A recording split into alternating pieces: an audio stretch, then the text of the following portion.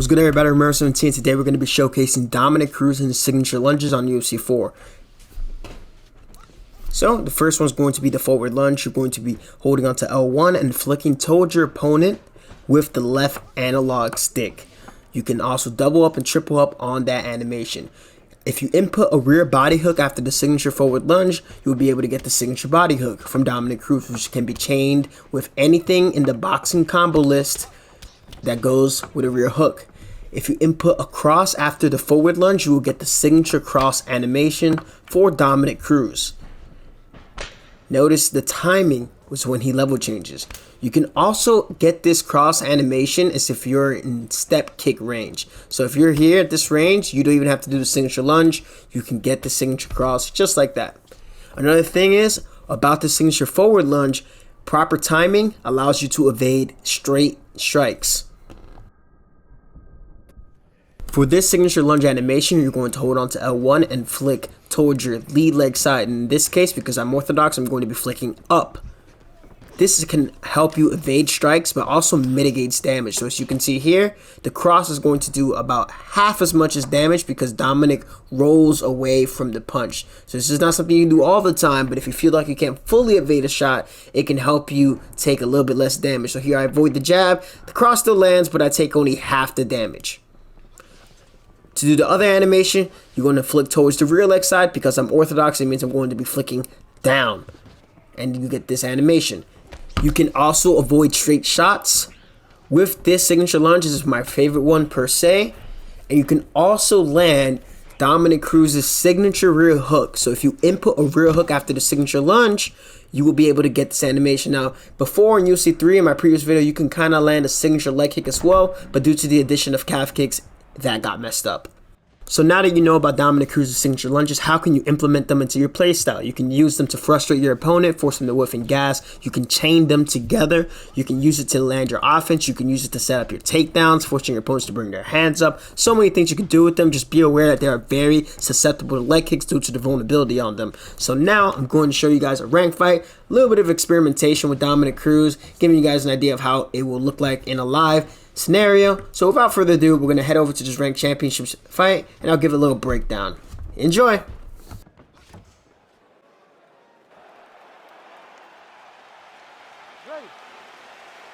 Ready to fight?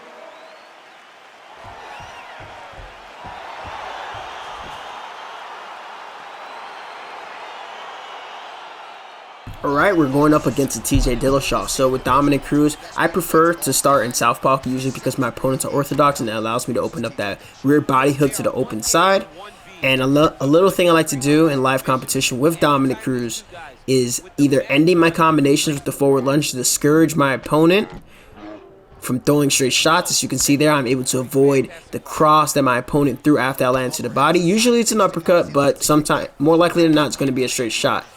And a lot of what I do with Dominick Cruz is going to be focused on freezing my opponent and kind of getting them to overreact to all the lunges. Right there, reading that sequence, I use the forward lunge to avoid the uppercut. Still have to be careful of the power. In this case, I'm at a power disadvantage against TJ, but Dominick has a pretty high level jab, and it allows you to intercept a little bit easier. So with Dominick, it's a lot to do with intercepting and landing a lot of chip damage as opposed to trying to force exchanges. Here we use the regular lunge animation there. Didn't feel like you're doing the signature one there. And notice that I'm also playing a really good game of footsies. So it's not just using the lunges. It's going in and out with the left stick, baiting out responses from my opponent that I recognize, and just constant and freezing. Notice his hands keep dropping every single time that I hit that low animation, that forward lunge. If I wanted to, I could choose to shoot a takedown up on top, but I don't believe that I did that in this fight. And little by little, this is going to tear at my opponent's stamina. Another thing about Dominick's signature lunges, they don't really take too much from the long term. I believe it has to do with his footwork stat. There we land signature cross. But you can do his signature lunges all day, and it's a lot better than even trying to do the regular lunges because, like, you know, it's a signature thing. There we get the takedown off the jab, hit the turning takedown, and get him down into half guard. Dominick's relatively active from this position when he takes his opponents down, but good job on my opponent here, being able to get out and escape from the ground and pound, very similar to that first round, I believe, against TJ. And he landed the right hand there. Connects now with the 1-2.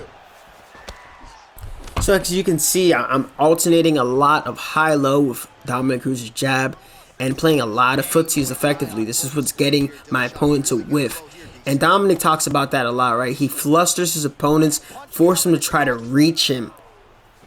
And that's where a lot of his success comes from. When his opponents start to headhunt, because they see him moving so much, it's exactly what Dominick wants.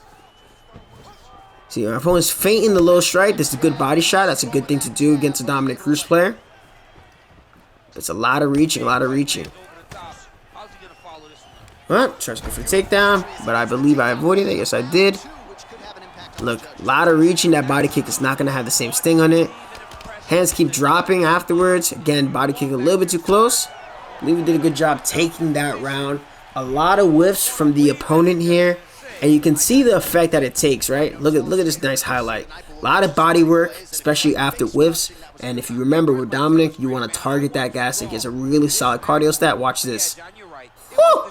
That was such a good, clean replay.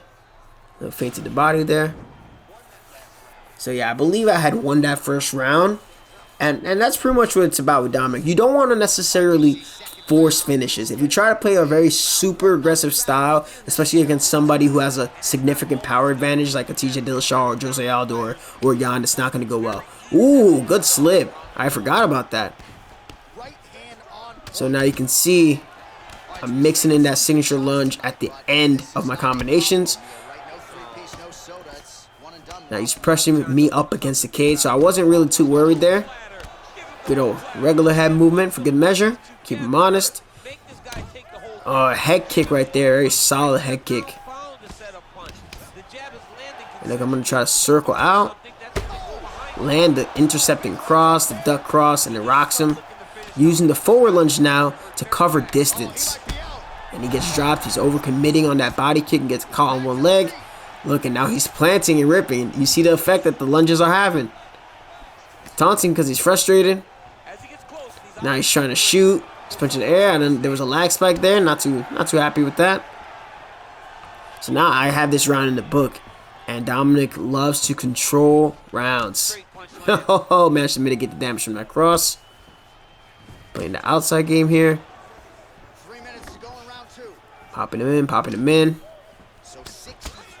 Maybe get some damage from that rear hook. That's the one good thing about the signature lunges. As long as you're going away from the strike, you're going to be able to avoid the brunt of the damage. Look at that. Already, round two. Round two. He's now whiffing on strikes. And you can see that caution meter. And I really don't want to keep repeating myself over and over again, but this isn't an ideal way to fight with Dominick.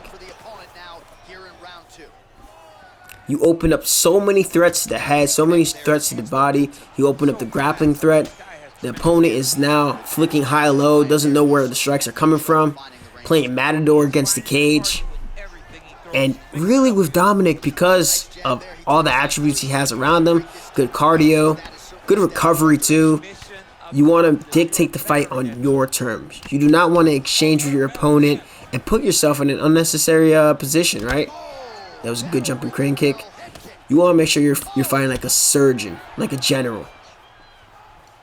You're playing out the form of attack, and that back fist took him out. I don't know if he tried to have slipped there or tried to lunge there, but it resulted in a knockout. I wanted this fight to go to a decision, but unfortunately it didn't get that far. But yeah, that's just a lot of fun with Dominick Cruz. I think it's dope that EA was able to have some signature lunges added to Dominick Cruz. I think it would be great for more fighters to have signature things to them, signature animation for the way that they strikes, if they can get somebody to replicate it, or maybe even have the fighters flown in to do so. So that's going to be the end of this guide / showcase. Hopefully you guys are going to learn from this video and have fun with Dominick Cruz on Quick Fight and the ranked championships with your friends and family, whoever you played the game with. Mary 17, don't forget to like and subscribe if you already haven't. I'm out of here.